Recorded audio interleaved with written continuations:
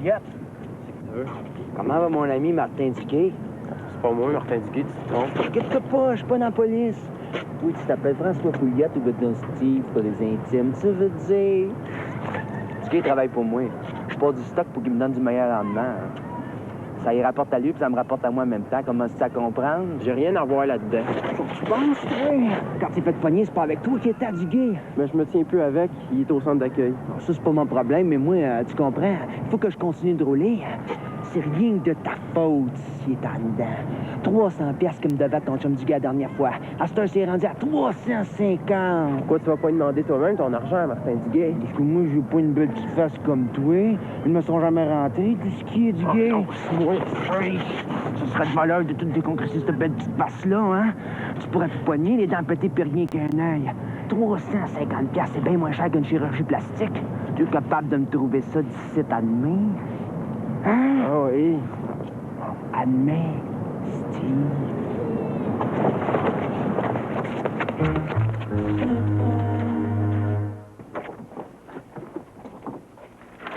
Oui? Je voudrais parler à Martin Duguay. Est-ce que c'est un résident? Oui.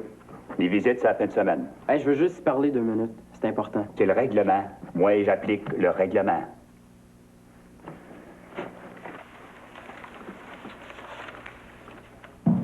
Je le sais quelle heure qu'il est. Pas de ma faute, j'étais presque rendu à la maison, je me suis rendu compte que j'avais oublié mes maudits livres. T'avais surtout oublié que je t'ai défendu de traîner rue après 4h30. T'as la permission d'aller à tes cours, un point, c'est tout. Ben, si j'ai juste le droit d'étudier, ça me prend des livres. Et où ils sont, tes livres? Dans ma case, l'école était barrée. Comment ça, l'école était barrée? Ben, quand je suis allé chercher, Quelle heure qu'il était? 5h30. T'es resté là 2 heures de temps. C'est drôle, ça. Je pensais en allant de l'école, mais vers 6 heures. Je t'ai pas vu. Ah ben, j'étais assis dans les marches du côté.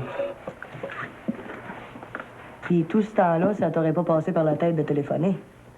Ben, j'ai pas d'argent. Montre-moi donc ton porte-monnaie. Ben, j'y ai pas pensé. T'as pas d'excuses. Ton histoire tient pas de bout. Je te crois pas, m'entends-tu? Mike, lui, par exemple, il vient pas souper, tu dis rien. Il fait ce qu'il veut, il a le droit de tout faire. Il fait ce qu'il veut avec son argent. Attends, mec, que j'ai 18 ans, moi. Hey! C'est pas Mike qui a été arrêté par la police le mois passé. Mike, lui, c'est pas un délinquant. Oui.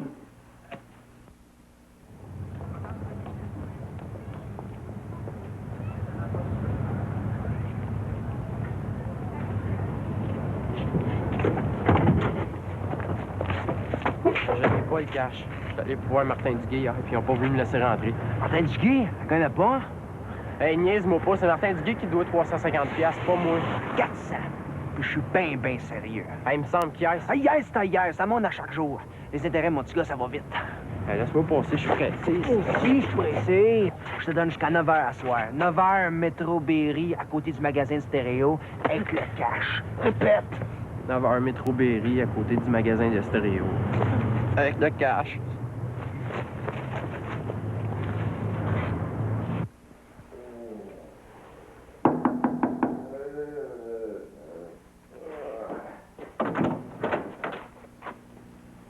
Tu fais ça dans pleine minute, toi, là?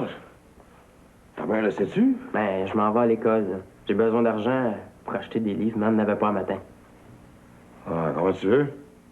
75$, ça devrait être assez. Ah, ben, il passe.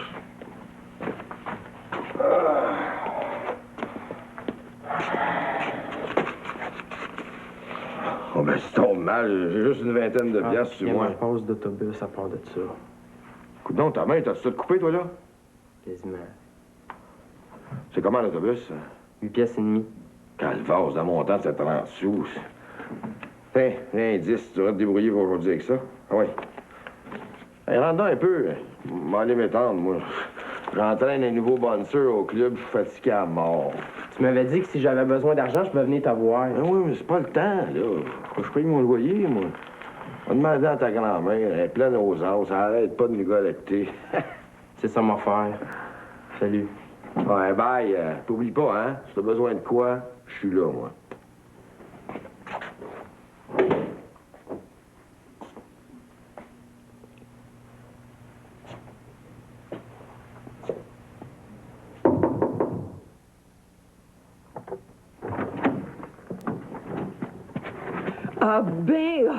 Mon ami François, qu'est-ce que je peux faire pour toi? Ben, grand-mère m'a demandé de venir collecter l'argent du loyer. Hein? Ça fait longtemps qu'il est allé, mon chèque de loyer. Ah, c'est une erreur, excusez. Ça fait une semaine certaine. Je suis pas folle. Je l'ai fait pendant le commercial d'avis de recherche vendredi passé. Mais c'est pas normal, ça, qu'elle l'ait pas encore reçu. Attendons, là, je vais l'appeler ta grand-mère. Non, c'est pas vous, je me rappelle, là. Hein?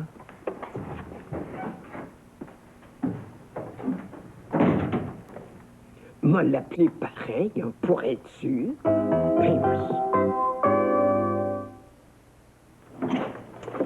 Voici ce qui se passe, Mme Pouliot. Avant Noël, si vous vous souvenez, on vous avait demandé de voir à ce que François diminue ses absences et qu'il fasse un petit effort pour remonter ses notes. Ce qui n'a pas été fait. C'est pour m'apprendre ça que vous m'avez convoqué? Pas tout à fait. Le conseil s'est réuni et nous avons décidé qu'il valait mieux pour tout le monde que François soit suspendu de l'école pour une période de 3 semaines. Vous n'avez pas le droit de faire ça? Écoutez, Madame Pouliot, je pense que c'est mon devoir de veiller au bien de l'ensemble des étudiants. François est un garçon intelligent, ambitieux, mais malheureusement, il est convaincu qu'il n'y a plus rien à apprendre ici. Et puis, il ne se gêne pas pour le dire. François a 3 semaines pour décider si l'école l'intéresse. Sinon, mais il faudra lui trouver une autre institution qui lui convienne. Bon, je pense qu'il faut que je vous mette au courant des problèmes de François. On pourrait parler longuement des problèmes de François, mais ce serait préférable d'avoir cette conversation-là dans 3 semaines. Pour le moment, il faut que François prenne la décision de s'intégrer à la vie scolaire. Sinon, notre école ne lui convient pas. En avez-vous des enfants? J'en ai 1800. Non, des enfants à vous, je parle. Non. Bonjour, madame, merci. De rien. Madame Duguay, je suis la mère de François Pouliot, un ami de votre fils. J'aimerais ça vous rencontrer. Est-ce que ce serait possible cet après-midi? OK, merci.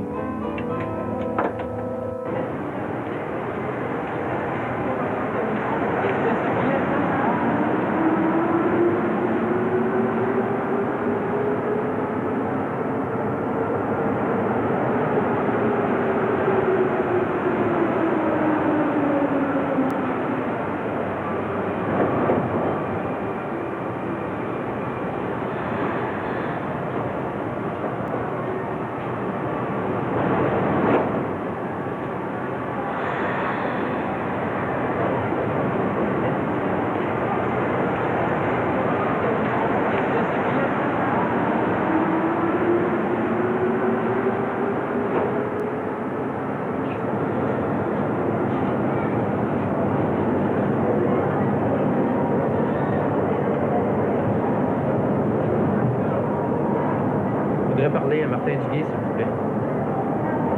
François Pouliot. Non, je suis un ami. Ben, vous pouvez pas me rejoindre, je suis un téléphone public.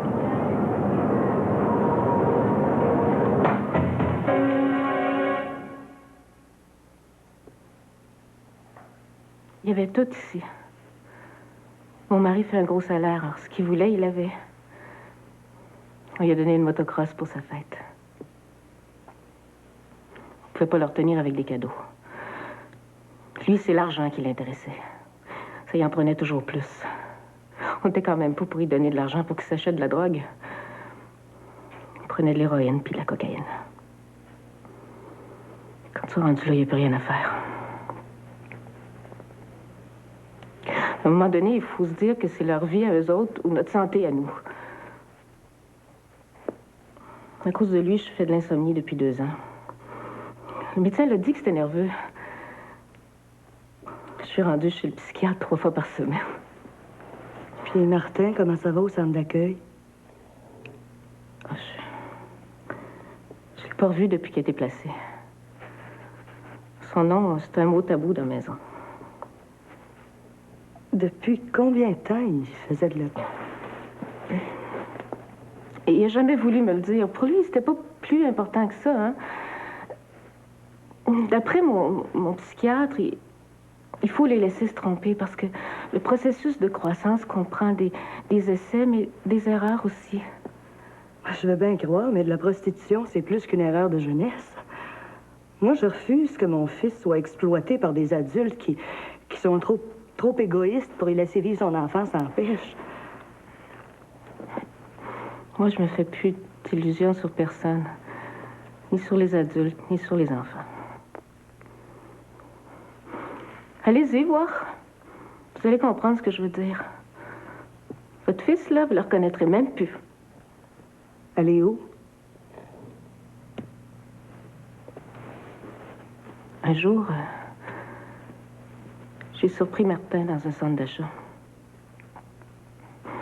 D'abord, je n'étais même pas sûre que c'était lui. Je l'avais jamais vu nerveux de même. Il était plein de tics. Il était là installé sur une colonne en plein milieu de la place. Avec le t-shirt remonté sur le nombril, puis le pantalon détaché pour montrer son petit ventre provoquant.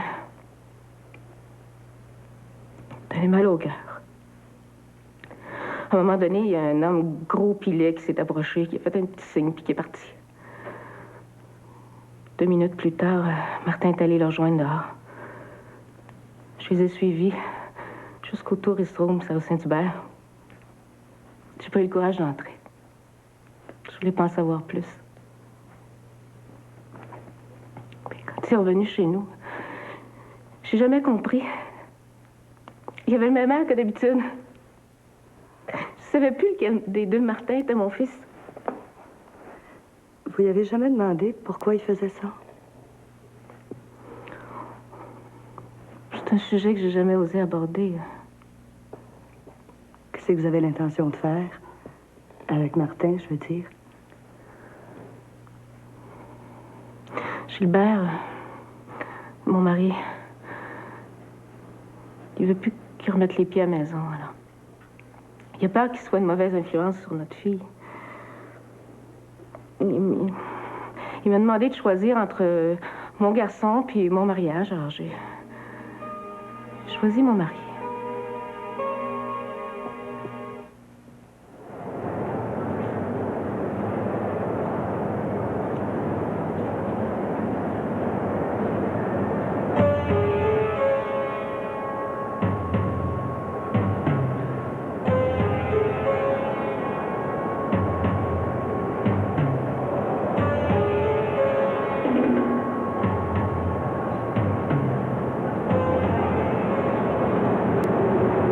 Donne-moi ça.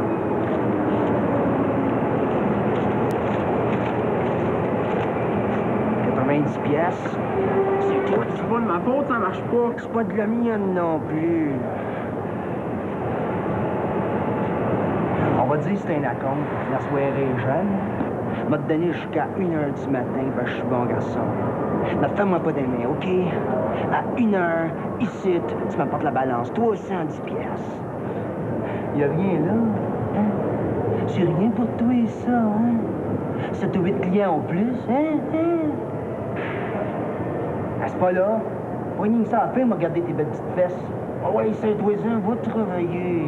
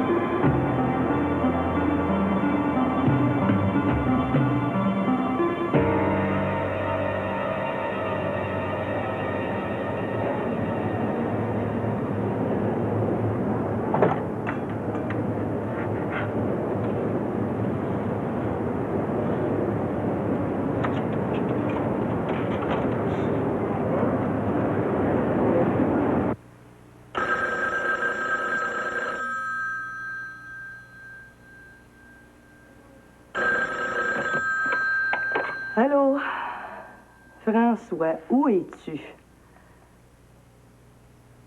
Pourquoi tu as besoin de cet argent-là? Comment ça, tu veux pas me le dire? Tout de suite. C'est qui cet homme-là? Où il t'a donné rendez-vous? Comment est-ce qu'il est habillé? Est-ce qu'il est près de toi, là?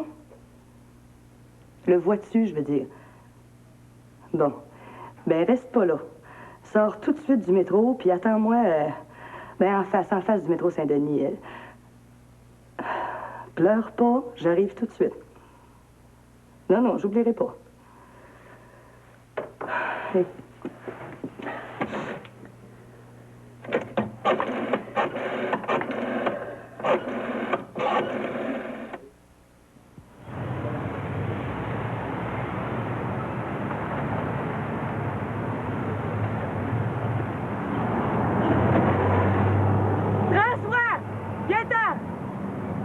Dépêche-toi! Je vais t'apporter. Inquiète-toi pas pour l'argent, ça va être arrangé pour ce soir, ton père s'en occupe. Il n'y a plus de danger. Viens-t'en. Viens-t'en.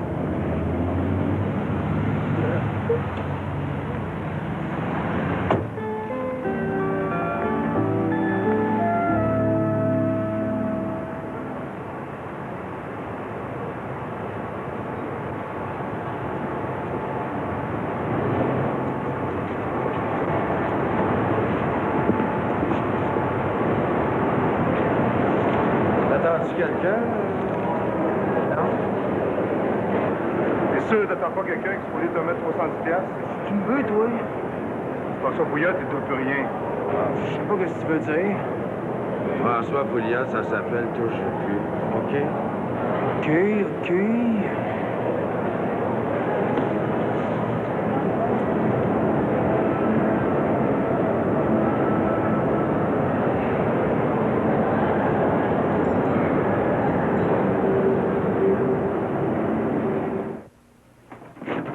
Ce que je veux savoir, là, François, c'est pourquoi tu fais ça. Hein? Je te l'ai dit 100 fois. Le gars, il était pour me péter à la gueule si j'apportais pas son argent. Oui, ça, je le sais. Mais il va falloir que tu décides que c'est qui t'intéresse dans la vie.